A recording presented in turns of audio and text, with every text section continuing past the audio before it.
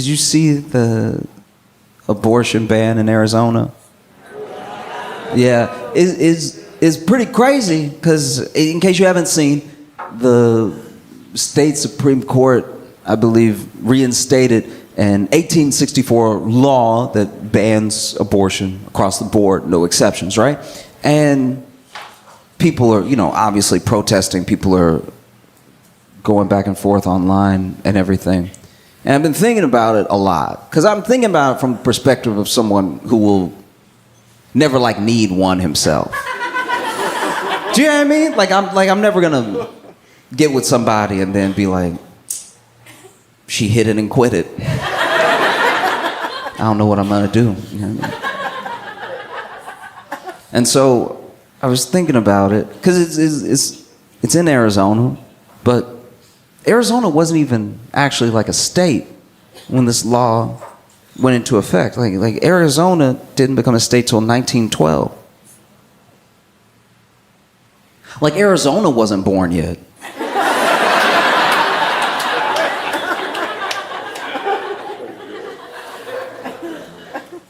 And it's such a contentious thing because it's so much about belief, right? There's one side that believes that there's murders happen. They believe that people are dying, and then there's another side that believes in their autonomy. They're like, no, you can't just come in here and tell me what to do, right? And no matter where you land, I've tried to think of a way through, like a path, right? Something that makes things a bit more fair, And I'm not perfect, and I'm not a woman, so I don't know if this is helpful, but it feels like everyone who wants the 1864 law should just have to live like it's 1864.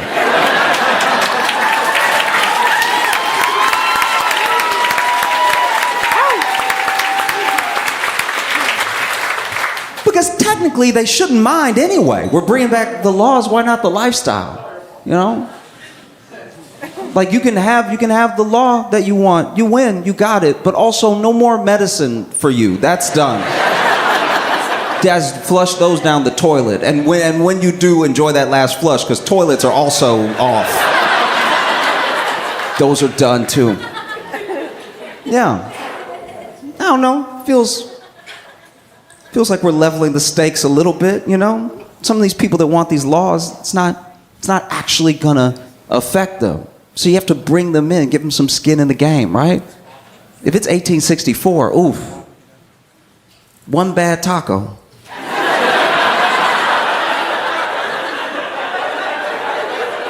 It might really take you out.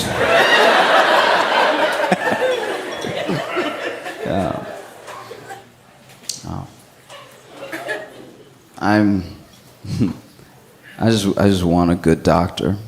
I live in New York, and you think there'd be one, but I don't know. I just want to have a good doctor I can depend on and go to a lot. Because I was going to this one doctor just for a checkup, right? Just a physical, because I hadn't gone to a doctor in a year and a half. I've been blessed enough to not have more than a cold, so I just wasn't going to the doctor. And I finally went, and he had the popsicle stick.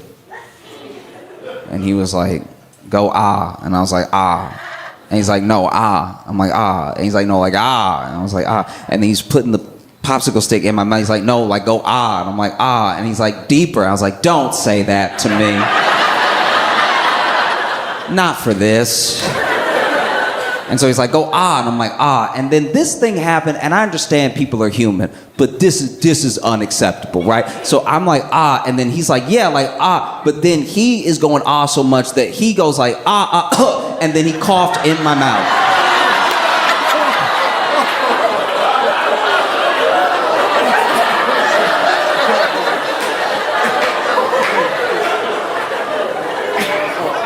And I understand that we all human and everything. We all make mistakes, but this is half off now. You can't. You know what I mean? You're not just gonna charge my full insurance, because now I got what you got.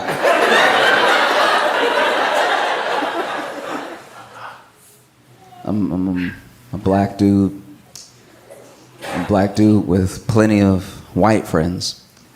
And it's crazy because, you know, there's a weird thing that you have to watch out for as a black dude with white friends. You know, you gotta watch out for a little tokenism in there. You gotta watch out, you know, you gotta go to the function, make sure there's another one of you.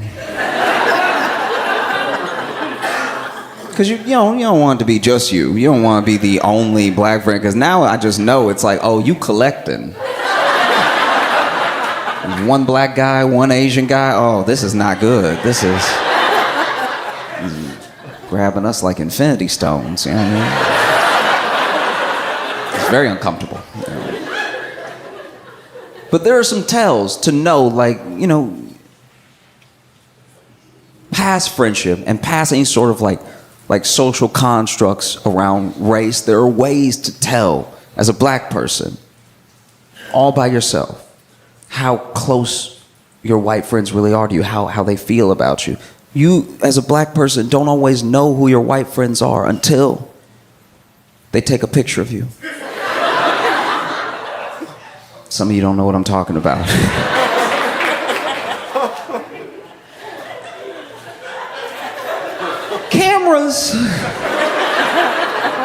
Cameras weren't necessarily made with melanin in mind.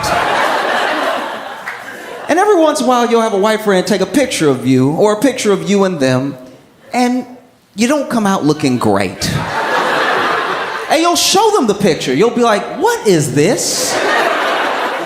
You made me look like a cat. Like, what is happening right now? And they're like, looks great to me. Oh, okay. That's terrifying news, because that means this is how I look to you all the time. If you don't see a difference, I don't know if we could be friends. This is insanity. You know, love a white friend who thinks about a flash.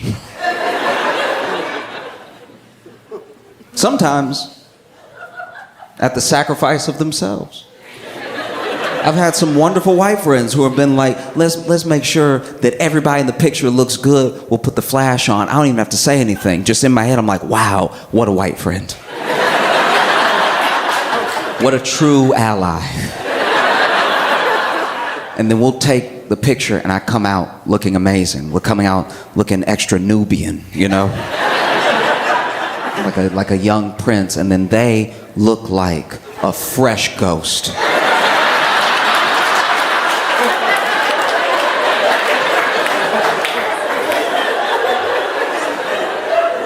And this is where hypocrisy comes into play. This is where everyone can be a little racist, because I'll see the picture and I'll be like, I don't really see a problem here at all.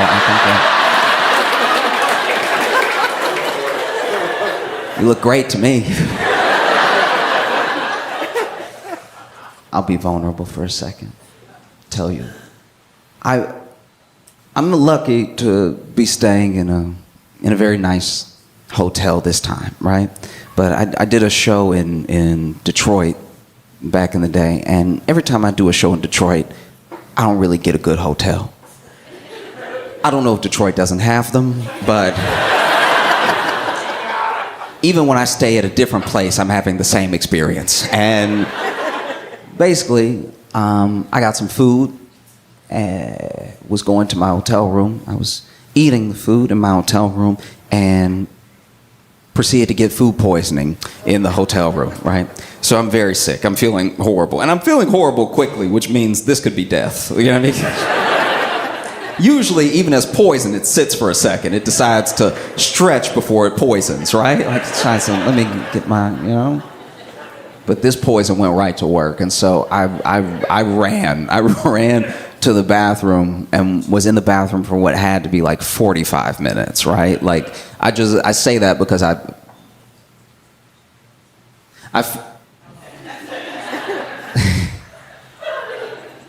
just finished an episode of Answer It, yeah. I say that because I finished an episode of Love is Blind, and I think that's around 45 minutes. And And so I was in there for quite a while, and you do your best, while you do your best. And because this was not a good hotel room, this is not my fault, but because it's not a good hotel room, things in the hotel room are not good, right? So like the little cabinets are rickety and everything, and at a certain point, the toilet does stop flushing. And I don't know what to do, because they put they put everything in there, but they don't put enough in there. Like there's no plunger in the room, and I kind of get why, because I understand if you go to a hotel room and there's already a plunger in there, you're like, I'm not in a good place. I'm not. Things have happened here. If there's already a plunger in here, I don't want to live this life. I need to try to get my money back, right? But when you need a plunger and there's not one, you are like, why don't they just have a plunger in here? And there's no cabinet with certain things like a broom or a plunger that you would need. And so I finish up. I got most of the poison out, and now I got to figure out what I'm gonna do though, because I'm in this room for 2 days. And I don't know, I personally let things bother me, and I let my mind go to place, like I'll go with a scenario to a place that it would probably never go, but I'm so in my head about it, you know what I mean? Like there's a part of me that's scared that if they know that this is me, because now I have to tell them. Now Now I'm basically supposed to go downstairs, because I can't call down because the phone is broken. It's not a good hotel room. And so now I basically have to go downstairs and be like, hey, listen, I got some food from where y'all recommended, by the way, and it poisoned me. I was poisoned, and then I had to work the poison out. Anyway, do you have a plunger? That is too much in my mind to have to do with a stranger. And I was even honestly kind of rehearsing it in the mirror. Like I was just like, if I just ask for a plunger, or if I'm like, hey, do you have any extra bathroom supplies? And then they're like, toilet paper. I'm like, guess again.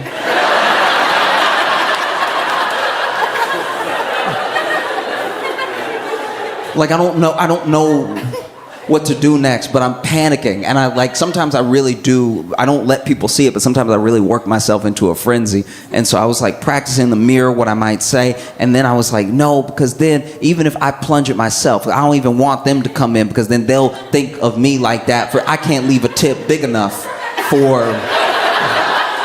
I also can't leave a tip big enough because I don't have the money to stay in a nicer place. So we are all meeting on the level right now, right?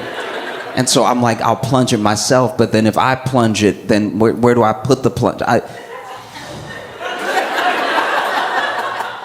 And so then I go downstairs, and I'm standing in front of the front desk, and somebody else was checking in, so I let them check in, and then I walk up, and I'm like, hey, I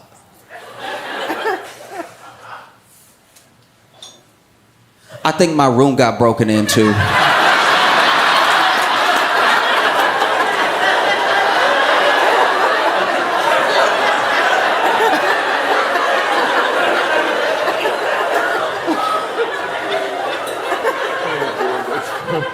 And it just sort of came out of my mouth. But they were like, what? And I was like, oh yeah, I came back and the door was open and stuff. Y'all don't have cameras, do you? You wouldn't have cameras. This is in a nice hotel, so. Okay, y'all have to take my word for it, thank goodness. Yeah, I sort of came back and my door was cracked open. Maybe I didn't close it enough. That's my bad, but can you, I don't know. I just don't know what to do. This has never happened to me before. And so then they're like, well, let us see if anything was taken. And so I was like, oh, I didn't want this to happen either. And they walk with me back to my room.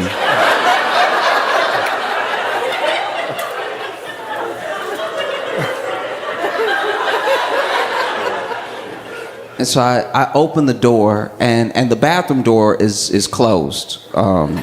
I had to close it. Even for me, it smells like poison in there. And so the bathroom door is closed, so that we're walking around the room. Now, I have been quite messy, so it does look a little robbed in there, which is very convenient for the lie I just told. Like, there's, you know what I mean? There's just, the bag is open and it's upside down. I did that. Like, I just got frustrated. I couldn't find my fidget spinner, and so I was like, But then I'm looking around, and they're looking around. They're like, do you see anything missing? I'm like, no, not really. And then I slip back behind them while they're looking around. And they're like, yeah, it doesn't look like they kicked the door open or anything. And then I open the bathroom door. I'm like, oh!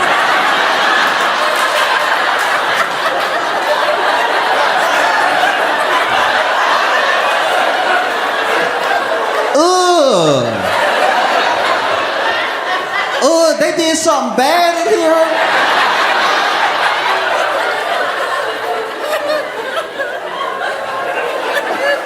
here. Y'all need to up security. Y'all.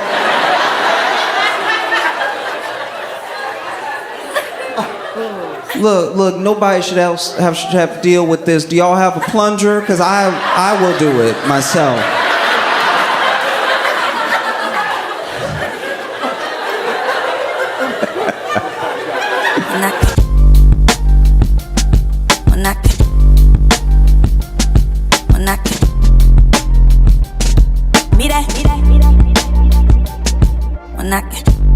It is crazy to me that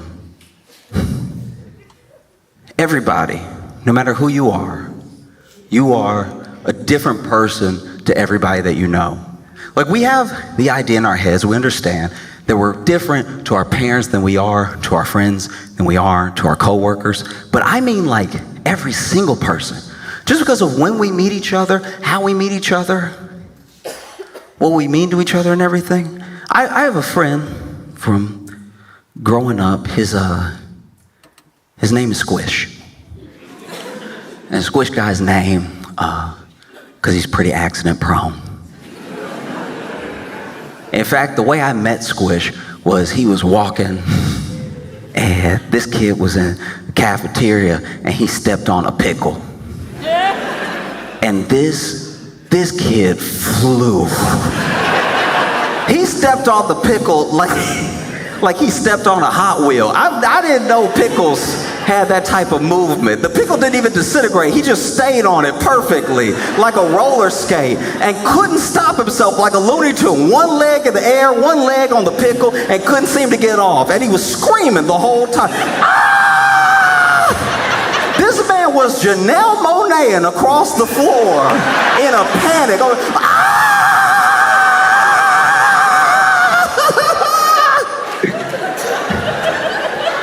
And this kid slid into some trash cans hard. And so I run up, some other kids run up, and from then on he was known as Squish. And Squish is, some of his accidents aren't even his fault. Like, we had a classroom fish. It was floating in the tank, swimming around and everything.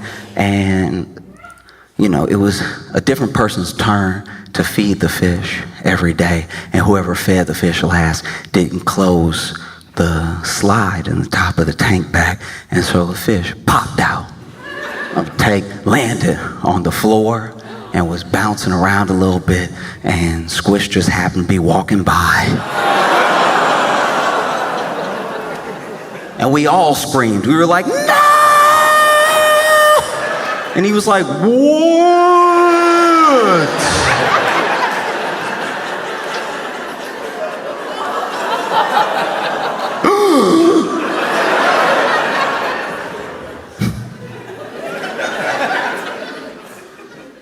Squish's number one accident that solidified his nickname and his understanding to us as a clumsy person actually happened on a field trip to Dallas. Yeah, so we were all hanging out, getting some food, because the field trip was like all planned out. We had a thick itinerary, and so we got to have lunch at this Italian place, and Squish got some spaghetti to go as well. And of course, throughout the throughout the course of us walking around, he trips and falls on his spaghetti. But he doesn't just trip and fall on the spaghetti. He manages. Normally when you fall on to-go plate, it stays where it is. This kid fell and somehow managed to get all of the spaghetti from his stomach to the top of his head covered in marinara sauce. It was like there was more marinara sauce on him than there was in the to-go plate. And unfortunately, it was a field trip to the book depository.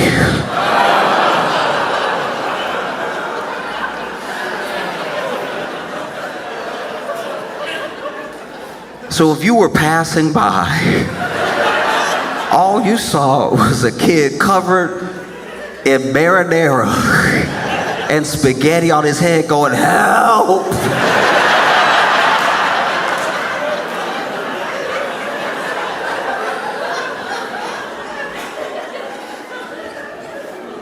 I remember when Squish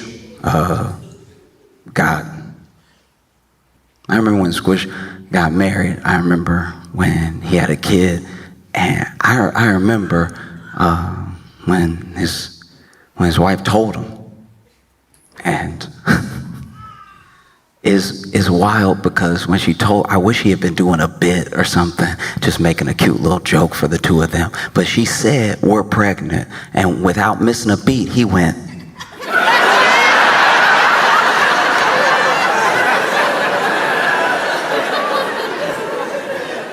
Because now Squish has a kid, and this kid calls him Dad.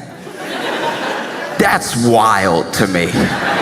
It's wild that the people that I grew up with are upgrowing people. That feels crazy. That genuinely feels unacceptable. That the people that I grew up with are making new people that don't know what they're like.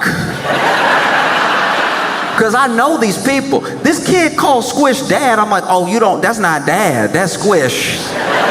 No, you weren't around, but. No. And I'm thinking about it so much because I am older now than my parents were when they had me. And it sort of recontextualized every memory. Because every year that I get older and I'm just going about my life, I think about how they were the age that I am now, but with me.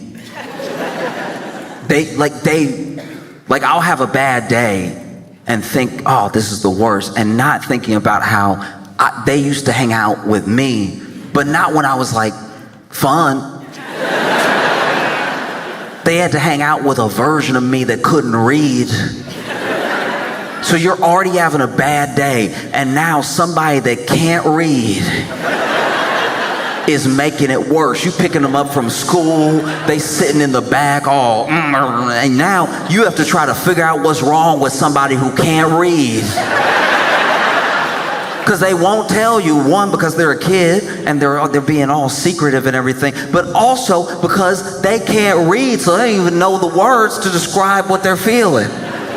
You gotta do charades to see what's wrong. That's tough. You know, like I think back how my mom, a lot of the moms of the kids that I went to school with, like when you're a parent, I can't imagine being a parent. I cannot imagine being a parent right now, being a kid right now. I feel like I barely did all right with what I had, you know what I mean? When I was growing up, because I have a lot of empathy for the people who are trying to like raise a good person, doing your best to just make a good person. And the way I look at it, the way I look at life lessons is a lot like lunch. Because, you know, as the parent, the person who has knowledge, the person who's trying to do what's best for your kid, you can make them the best lunch possible. And when I say the best lunch possible, I mean like actually everything that they need. There's vegetables, there's fruits, there's some protein in there. You go ahead, you got the fiber. Everybody forgets the fiber. You got to get your fiber. You don't want to be full of protein and no fiber. You just be sitting there stuck.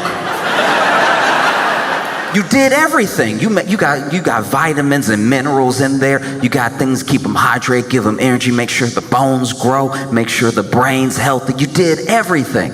And then you send the school with that lunch. But then it's up to them. Once they're not around you, you don't know. You have no idea. Maybe they're going ahead and they're taking out like the one sweet thing in that lunch, and then they just dump out the rest. I went to school with a girl just like that. She loved lunch. Lunch was her favorite because she was a wheeler dealer. She was a broker at lunch. I've never seen anybody finesse like this before. She would start lunch with one snack pack. She would end it with 16 cookies. And we would all have been had and we didn't understand how. We all just sit here, no treats, because she had mixed us up so much. She was the only person I've ever seen in my entire life during lunch going ahead and selling cookie futures. She was over here like, I'm good for a snack pack every day, all right? So you give me the cookie now, I'll give you a snack pack tomorrow. Now, that snack pack, you're gonna keep it for a little bit, but he's gonna have M&Ms on Thursday. And she did this every day. Every day she finessed the entire class out of everything. And her parents made her a good lunch, but we're not really trying to hit that celery right now. Not when we got delicious brownies homemade. And after a while, it took some time, but after a while she showed up to school and she had this rash and she was always tired and stuff. And we found out later that her parents had to take her to, the doctor, and she had scurvy.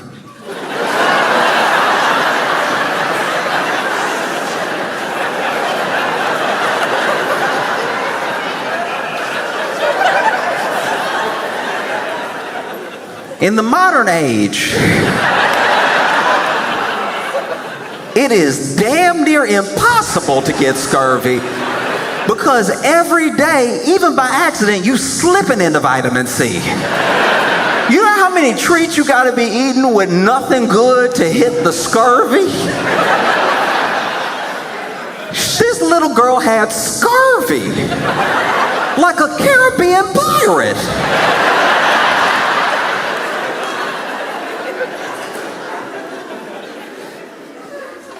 Because her parents were doing their best for lunch. They prepared her as best as possible. They gave her everything good. But then when you're around your friends, when you're alone, a parent can't know what's going to happen after that. Like, there's a show on Netflix called Adolescence. And I watched it.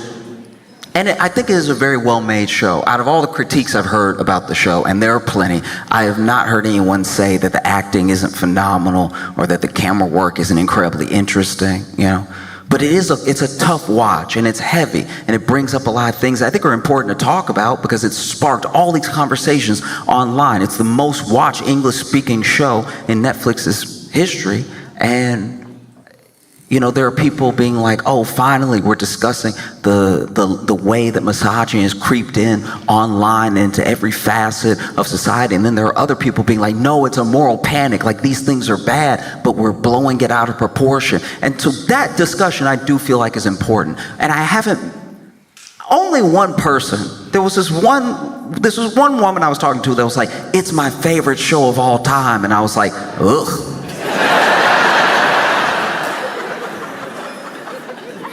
Favorite all time ever? Did you watch the whole thing and that's your favorite thing you've ever watched? I'm not judging, I'm just saying that's a lot like being like, my favorite place to go is the dentist. It's like, all right, I mean, it's good that you went, but just you telling me that makes you feel good? You love that? You love somebody just playing in your mouth like that? Quizzing you while flossing you? That's your favorite thing? It's just as odd to me. Teach their own. But I do think it's really important that we have these conversations, and it started making me think about my own life, you know? When I was little, I didn't even know what it would mean to have a girlfriend, really. And I only think I thought about girlfriends because adults would like pitch me on the cheek and be like, oh, you so cute, you must have a little girlfriend. You got a little girlfriend? I'd be like, nah. You're not around the rest of the time. I'm actually quite a lot.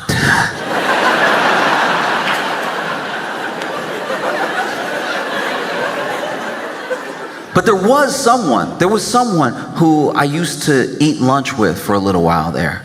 And sometimes we'd eat lunch for the whole period of lunch, and sometimes she would just come over, you know, to make sure we chatted before lunch was over. And we would always split my cookie, right? I'd break my cookie in half, and we would chat. And I knew that I got to do every day at school my two favorite things, which was talk to her and eat cookies. No? And so she'd come over, we break bread, cookie bread, we break bread and everything. We talk about all sorts of stuff. And I didn't know what it would be like to have a girlfriend, but I knew if I was gonna have a girlfriend, it would be her, right? This is who I like talking to, it's who I like spending time with, it's the only person I'll share my cookie with. And one day, I was walking to the monkey bars, you know, get some swings in. It was good to get the shoulders working. And when I got up to those monkey bars, I wasn't right up on them. I was still at a distance, but I saw her kissing a boy. And I was distraught. I saw them kiss it. I was like, no! I didn't even think of kissing!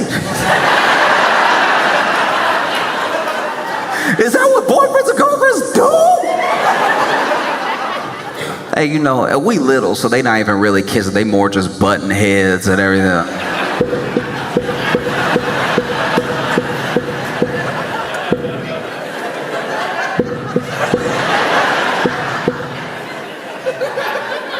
But even so, I was torn up. I was like, no! We share cookies every day. She'd get my cookie crumbs all on his lips.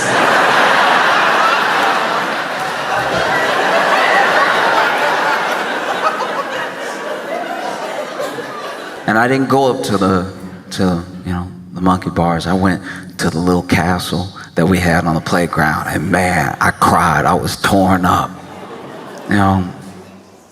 And I didn't know what to do in that moment. I didn't know how to fix the way I was feeling, and it felt like I had done something wrong, even though it was just life happening. You know, this person was still someone who I liked very much, but I was like, no, what to kiss? Did the cookie mean nothing?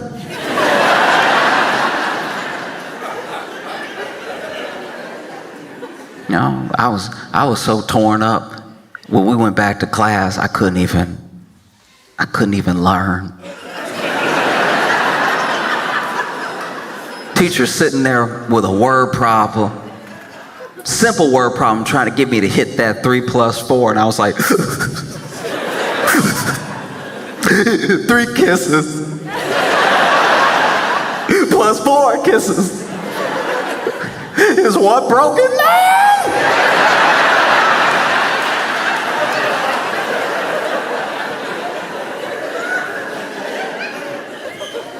And I think it's the discussions that are arising because of the show, I think are important because whether it feels like it or not, we are all each other's responsibility.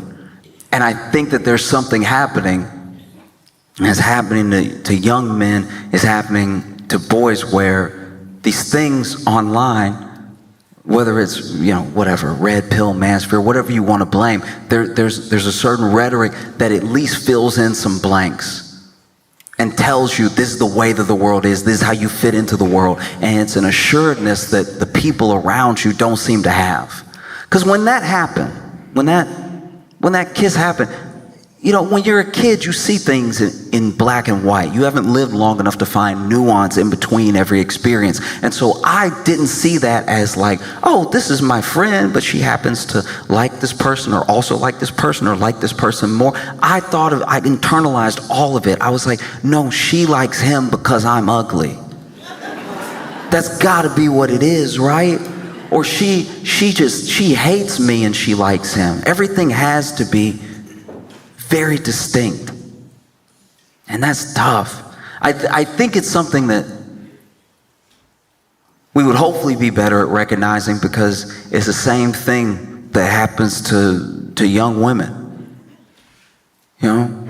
Like when I was a kid, especially when I got to be a teenager and stuff, I was angry. I had all the regular problems. It wasn't like anything extra was happening. But one time an adult sat me down that I was talking to for a long time, and they said something that stuck with me ever since, because I was just telling them how I felt about everything, about how I felt about myself and the world and the people around me, and it all stemmed into this one question. They were like, who taught you to hate yourself?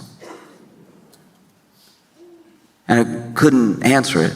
Because the truth is that I don't know if it's that explicit, and I don't think that it needs to be. When you're young and you're just trying to make your way through the world, I think it's a balance that gets created with the people around you and with yourself, and it's easy to tip, you know? I don't know if anyone was running up to young women specifically making sure that they felt like they were ugly. They just told them that everything that wasn't them around them was beautiful. And so then you have something very similar happening to young boys right now that's coming from all these different directions. And I don't think it should ever be a contest. I know one thing impacts another thing, and there are people that when someone is hurt, they become hurt too as a result. But I think that it's not really about who has it worse when we all have it bad.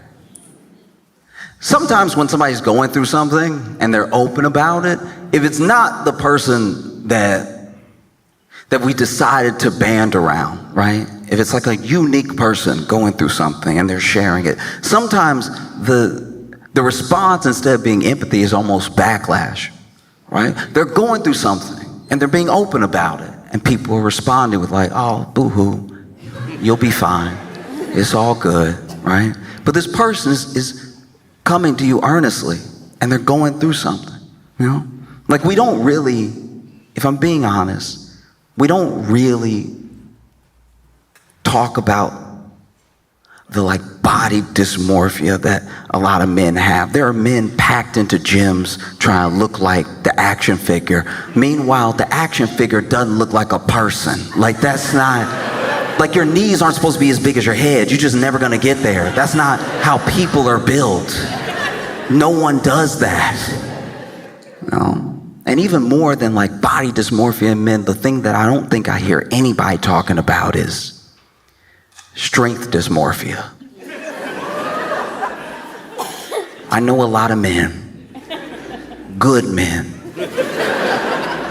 who have looked at a box or a pool table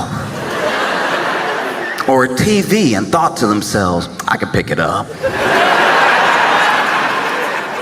We are losing more backs in this country to men's strength dysmorphia than anything else. Strength dysmorphia is the number one cause of hernias in men. Because then you'll try to help. You'll try to be that person, to be there for them. Be like, hey, wait till we can get some help. Don't do it by yourself. And they'll be like, you don't think I can pick it up? And you're like, it's not about me. Your knees don't think you can pick it up. Your legs don't think you can pick it up. Your back doesn't think you can pick it up. Your glutes don't think you can pick it up. One time I was on a road trip with some friends, and we heard it when the tire popped. We heard it immediately. So we pull over, right? And our friend who was driving, it's his car. He had everything ready to go. Had the spare tire, everything had changed the tire, except he forgot the jack.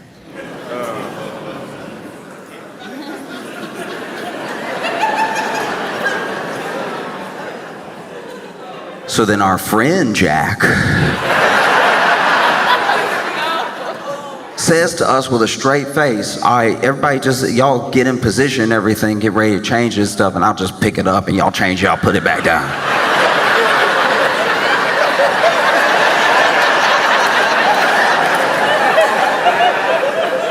I had questions. I was like, pick up what, change what? He was like, no, look, y'all pick it up and, start changing, I'll put it back down. It may take us a couple tries, but we'll get there.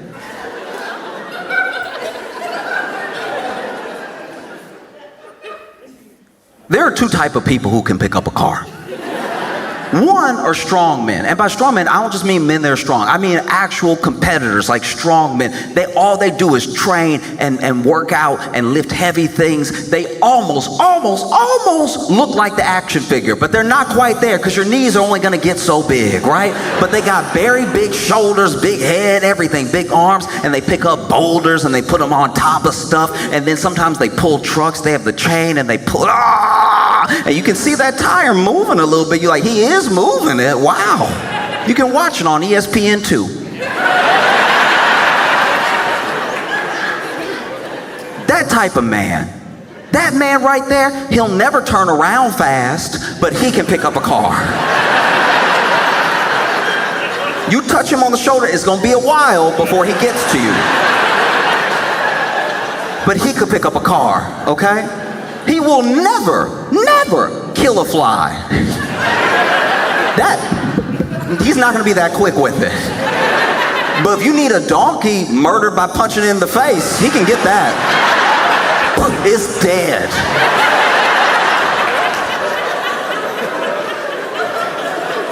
That's one of the type of people that can pick up a car. The second type of person that can pick up a car is a mother whose baby is under the car. And even then, even in that scenario, she can pick up the car because the part of her brain, out of concern for her child, that would normally say, girl, think about your joints, has shut off. It's not like she picks up the car, gets the baby out of the way, and is fine afterward. Her ligaments are shot. But she can do it. So unless, bro, you've been doing some exercises that we haven't seen, or there's a child under the tire that you care about very much, I don't think this is gonna work. And he's like, you don't think I can do it? I was like, it's not about me. Your legs don't think you can do it. Your back doesn't think you can do it. Your glutes don't think you can do it. But he wanted to try. And so everybody got out of the car. Everybody got in a position. One friend was there with the spare tire. Other friend was there getting ready to start unscrewing everything. I didn't have a job, so I just stood there, as a witness to record, And we know that there is a way to work out. We know if you want to lift, there's a way to do it correctly. You're trying to deadlift, try to squat, you get your legs shoulder width apart. You go ahead and make sure your knees stay in line with your feet so you're not buckling one way or the other. You go ahead and put your butt out when you're trying to pick it up. You keep your back neutral, keep your core engaged and everything. You lift it up, make sure your neck is neutral and stuff. We know all of these things. This man got in the weirdest position I've ever seen in my entire life. This man got under the bumper like, okay.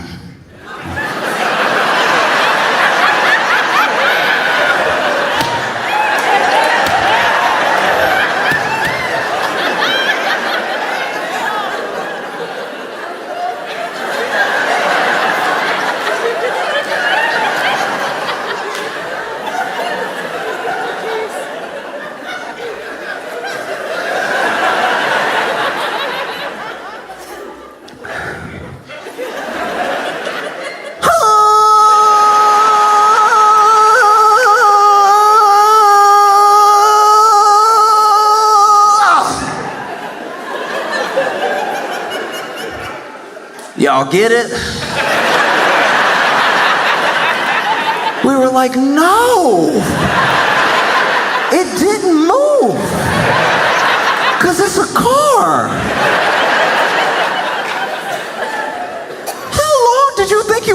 posting it?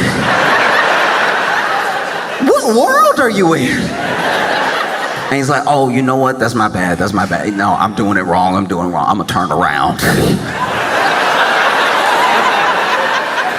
Turn around. You know that lift that's famous for being much easier, where they go to the Olympics and they put the bar behind them to pick it up. You know, that thing that we've all seen before. This fool turned around, put his back to the car, like, okay.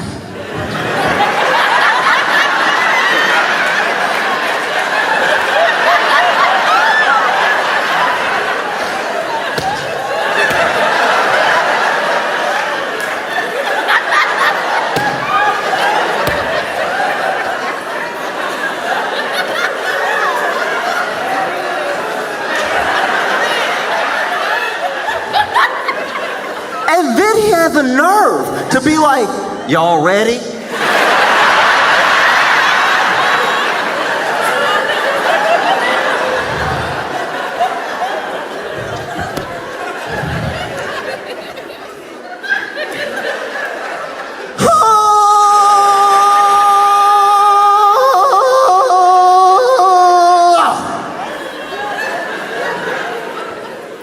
Y'all must have got it that time, right? And we're like, no, it didn't move because it's a car. You can feel yourself not moving it, right? And I knew he was hurt this time because he just wanted to walk off. but he was still in position. He was like, I'm done messing with y'all. Y'all not even serious. I can't believe it.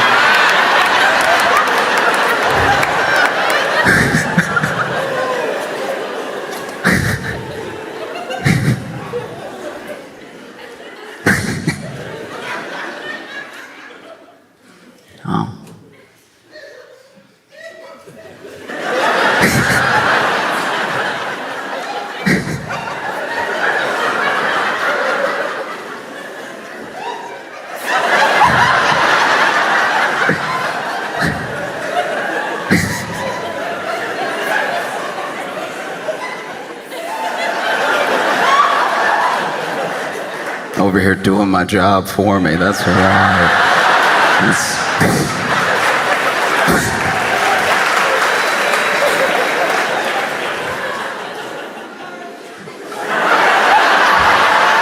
Don't apologize. Let them think I earned those extra laughs. No, but the truth of the matter is that you have the same thing happening, you know? We kind of, I'm not saying we figured it out, but we kind of addressed it with the Barbie in theory. And there's something that's like laid out all across the internet. And it's made me think about the question that I was asked: who taught you to hate yourself? And I finally answered it in my own head. It's probably, whoever taught you to hate yourself is probably selling you something. That's all it is. We recognize it. We've learned to see it with women when it comes to makeup, when it comes to a certain fit, all that stuff. But with men, you don't see it called out in that same way. Because trust me, all these dudes, all these manosphere bros, all these red pill dudes, every single one of these guys is also selling a course. Oh, that's curious. I thought we were brothers and you wanted to help me get girls. Why are you selling me? Okay. And some of it, we have to remember, because all of these people, no matter who you're talking about, young boys, young girls, all these people are very young, they're very impressionable, and they're trying to get a sense of the world. And you can fill the lunchbox as best as possible. But one thing that's assured is that all of your best qualities will not just be passed down. I wish it was true.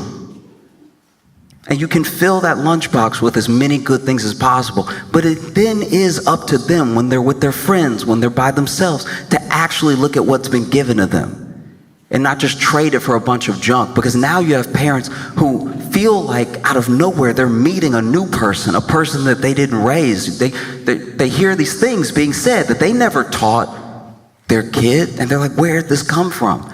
And some of it, not all of it, but a good portion of it can be blamed on being online.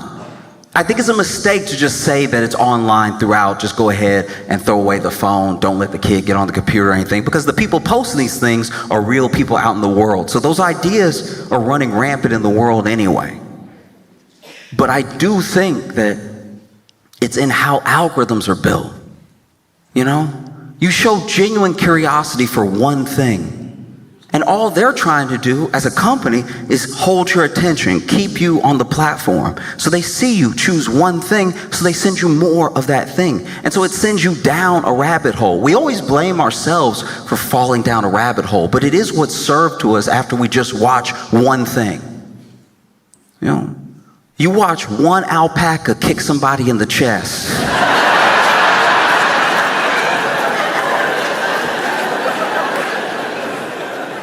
And then socials are sure, they're like, this must be his favorite thing. Let's go ahead and keep running them. You know? And I'm blessed that I am who I am. I was born when I was born. I have my own problems, my own worries and everything. The hardest life you're ever gonna have to live is your own, which is why I do my best not to judge anybody, because I think genuinely that if I had been born as them in a different time, I'd probably be just like them. You know, and so I truly believe that one of the it's so funny when somebody tries to start a clap, but y'all aren't like feeling it. It's like I don't say anything for claps, but every once in a while somebody feels moved to clap, but then they realize it's not like a everybody clap. Like,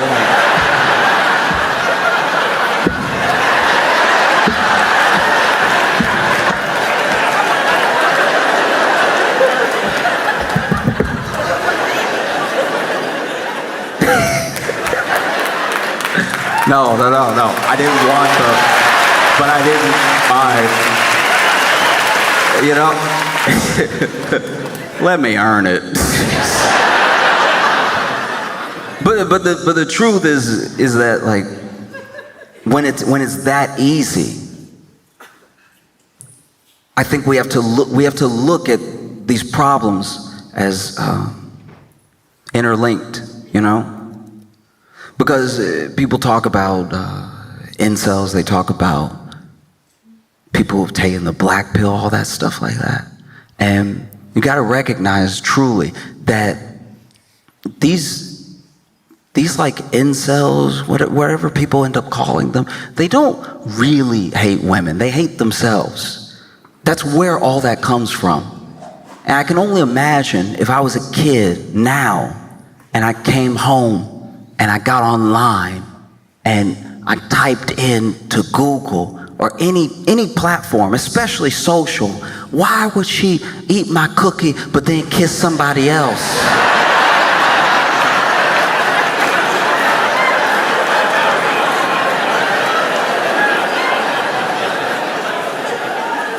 I'm in for a world of trouble.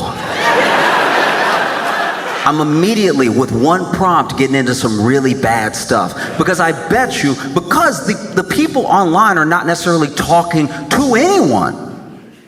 They're speaking to their own experiences and broadcasting them, projecting them on other people in every situation. And so if I type that in, I'm not getting back the answer I would get from an adult that's like, hey, look, these things happen. Maybe this person knew that you liked them. Maybe they didn't. Maybe it doesn't matter. Maybe the same thing would have happened either way. I know that's hard to hear, but there are so many people in the world. There's billions of people in the world. There are more people in the world than you can count right now because you're not great at math.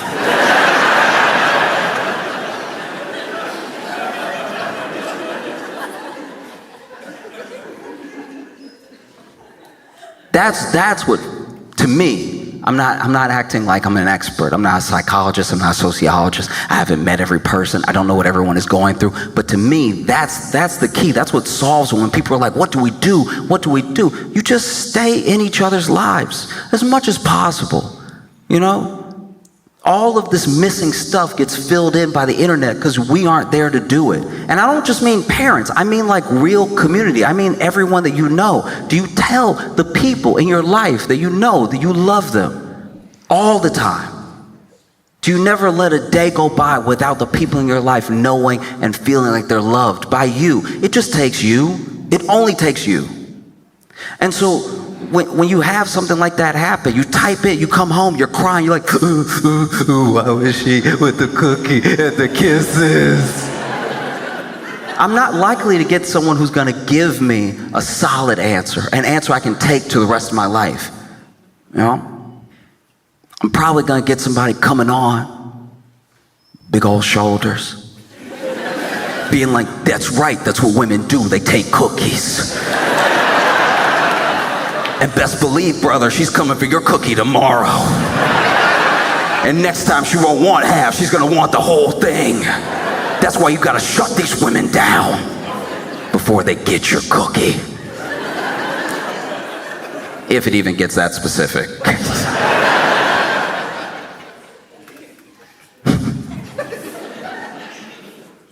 I remember I was in college. College was the first time that like a lot of people, that I was out of the house, and I was really out there by myself. I had to make all new friends. It was good for me though. I had to just get acquainted with a new environment, and I had never been somewhere where it was all up to me. Go to bed whenever you want, do whatever you want, eat whatever you want, right? As long as you're getting good grades, nobody really cares. As long as you're not causing a bunch of havoc, no one's gonna say anything. And I made a friend when I was in college, and we had a conversation one night that was genuinely transformative, because when someone opens up, and I'm not trying to be particular here, but it's true. When someone opens up, especially a man that's never opened up before, what happens next in that moment is crucial. It's incredibly important. Mishandling that moment almost guarantees that not only will the wall go back up, it's gonna have another layer of bricks. It's gonna be even harder to break down.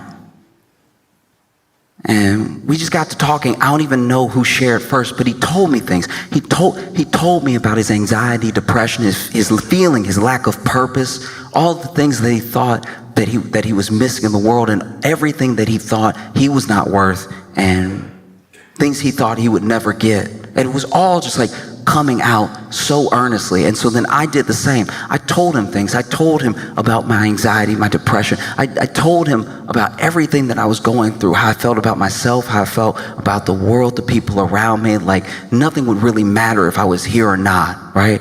And we shared for a while, and then when it was over, we realized like we were the only people we had told these things to. Everything else we expected to just take to the grave, and we had just told it to each other because there was someone there to listen. And I know sometimes it can happen where like a man opens up to you and you don't know what to do. And so I'll give you one tip. If you really don't know what to say, if things are coming at you and they're things you would have never imagined coming out of this man's mouth, just hit him with a word. It won't fix everything, but it's a good placeholder. Because as men, sometimes word is all we really need. We're like, yep, you get it. See, you get it. But truly, we shared a lot, and in that moment, we didn't know what to do, so we just hugged it out. And don't get me wrong, it was a manly hug. You know, we tightened our arms around each other and we hit the pats. That's how you hug as a man. You go ahead with the.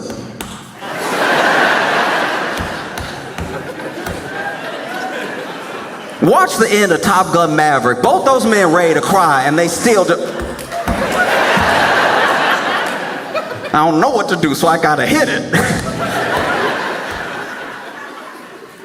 And it was a long hug because, once again, these are things we thought we would never be able to tell anybody else, and we're holding on to each other tight, and we're patting each other back hard. And I'm not proud of it. But eventually, I did burp.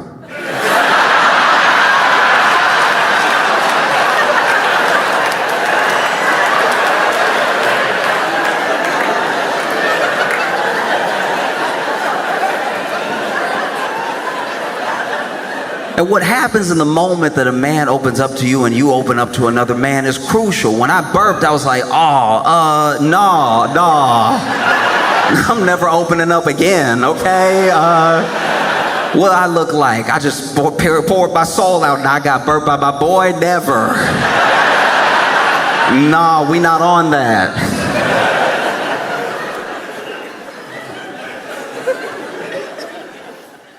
Oh. But I genuinely believe from the bottom of my heart, for every person, no matter how you feel, and some of that feeling is going to be advertisements shooting at you. Oh, you'll just be whole when you have this, when you get this. Someone trying to sell you something, trying to make you feel less so then you can be at least level after they give you their thing. But truly, I hope everyone can really hear this and understand this. If you are in the world, I remember when it was told to me for the first time, it also stuck with me. If you're part of the world, you must be worth the world. And I hope that everybody can feel that way, that you're really worth the world, because you're here. And I think about it because there's a whole new generation of people coming up. They're dealing with something we've never had to deal with before. Like I think of Squish's kid.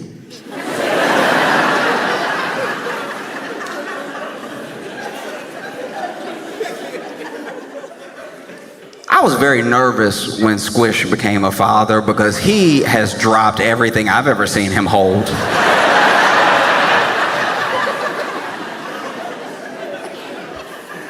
He's one of the clumsiest mans. It's insane. But he is kind, and he is generous, and he has a good heart. And it'll be a better world if Squish's kid is like him. I hope that that's possible. I hope he can turn out just like his dad. It'll be a better world. It'll be a more haphazard world. Like it'll be a different type of dangerous, but